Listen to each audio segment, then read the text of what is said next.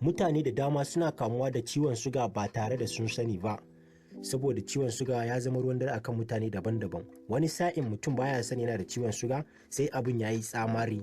A cikin wannan bidiyon za mu yi bayani akan alamomin da mutum idan yana jin su ya kamata ya je ya tuntuɓi likita domin bincika lafiyarsa. Ciwon suga ana iya samun sauki sosai idan mutum ya saurin gano shi tun da wuri, amma idan aka ce abin ya riga ya tsananta to a nan matsalar take.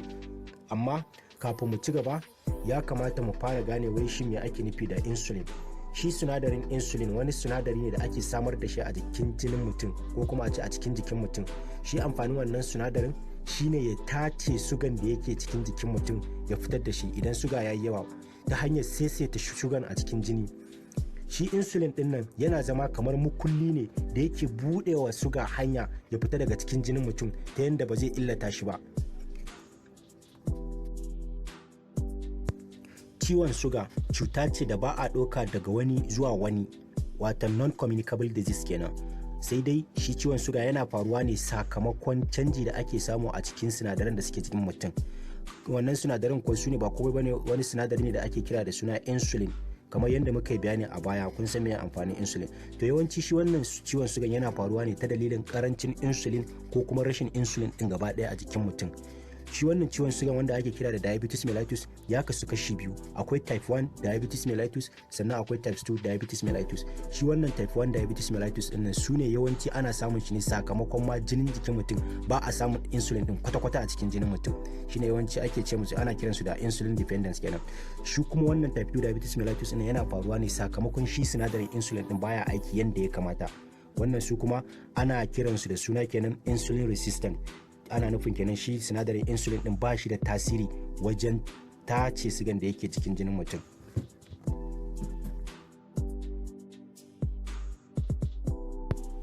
Assalamu alaikum wa rahmatullahi ta'ala wa barakatuhu. Sunana Ishaq Muhammad daga tashar mu ta lafiya jari. Ka yi liking, ka yi subscribing domin samun bidiyoyi kamar waɗannan. Alamomin ciwon suga. Su alamomin ciwon suga din nan kamar yadda ne bayani a farko, akwai type 1 diabetes mellitus sannan akwai type 2 diabetes mellitus. Gaba ɗayan su shi type 1 diabetes mellitus yawanci gaskiya shi tun mutum yana yaro ma yawanci ake saurin gane shi saboda wuri alamominsa suke bayyana a jikin mutum. Amma sakamakon shi type 2 diabetes mellitus wani sa'in sai mutum ya manyanta sama da shekara 30 ko sama da shekara 20, yawanci a irin wannan shekarun ne ake iya gano shi. To sannan shi wannan type 1 diabetes mellitus na da type 2 diabetes mellitus alamomin zai iya zama iri ɗaya, amma yawanci wani sa'in a type 2 diabetes mellitus din ma ba a ganin alamomin cikin sauki, sai dai an je an yi gwaji. Su alamomin nan sun hada da kamar na farko yawan yin fitsari akai-akai, shi ma haka type 2 diabetes mellitus ana yawan fitsari. Yawan jin qishirwa, yawan jin yunwa, sannan ramewa akai-akai. Sauran sun hada da kasala, tashin zuciya da kuma ganin dishi-dishi. Shi kuma a type 2 diabetes mellitus akwai rashin warkewar ciwo da wuri. Shi ma a cikin ana samun rashin warkewar ciwo da wuri, ya danganta da yanayin yadda rashin lafiyar ta tsananta. Menene dalilin da ya sa mai ciwon shuga yake yawan yin fitsari akai-akai? Na ɗaya daga cikin amfanin koda shine ta tsarkake jinin mutum ta yanda za a samar da lafiyayyen jiki. Ta yaya take tsarkake wannan jinin mutum din?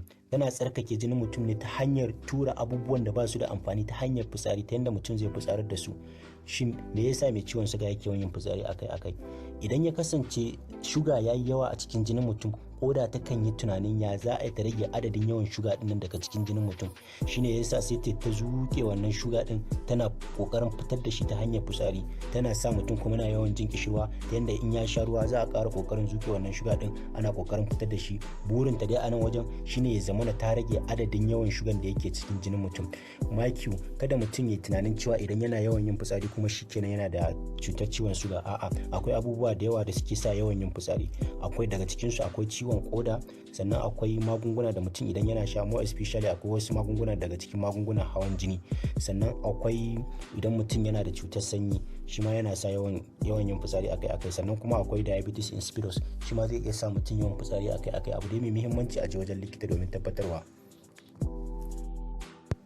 Me yasa za a ce mai ciwon suga zai dinga yawan jin kishirwa? Dalilin da ya sa a nan wajen shine kamar yadda muka yi bayani a baya cewar koda tana zuke fitsari ko kuma ce tana zuke suga daga cikin jini ta hanyar fitar da shi ta hanyar fitsari.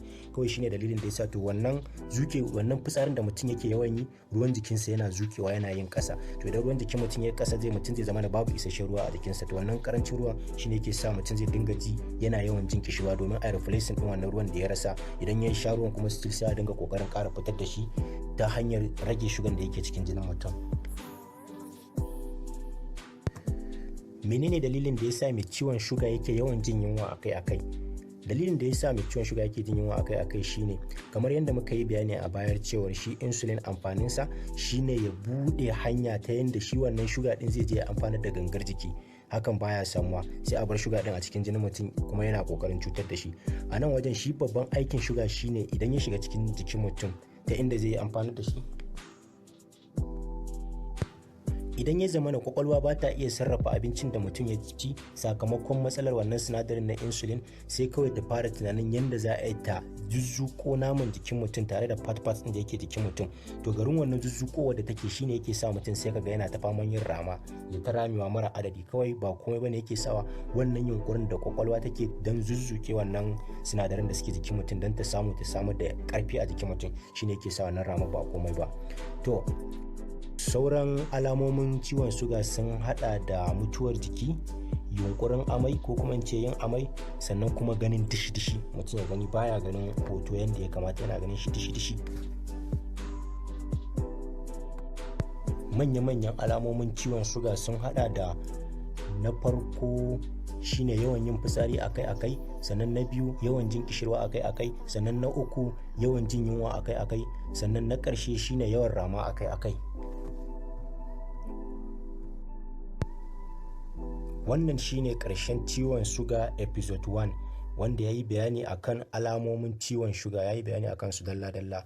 Akwai ci gabansa wanda shi kuma ya yi bayani akan hanyoyin da ake kamuwa da ciwon shuga da kuma yadda ake kare kai daga ciwon shuga, kai har ma da irin kalolin abincin da mutum zai ci domin kare kansa da kamuwa daga ciwon shuga.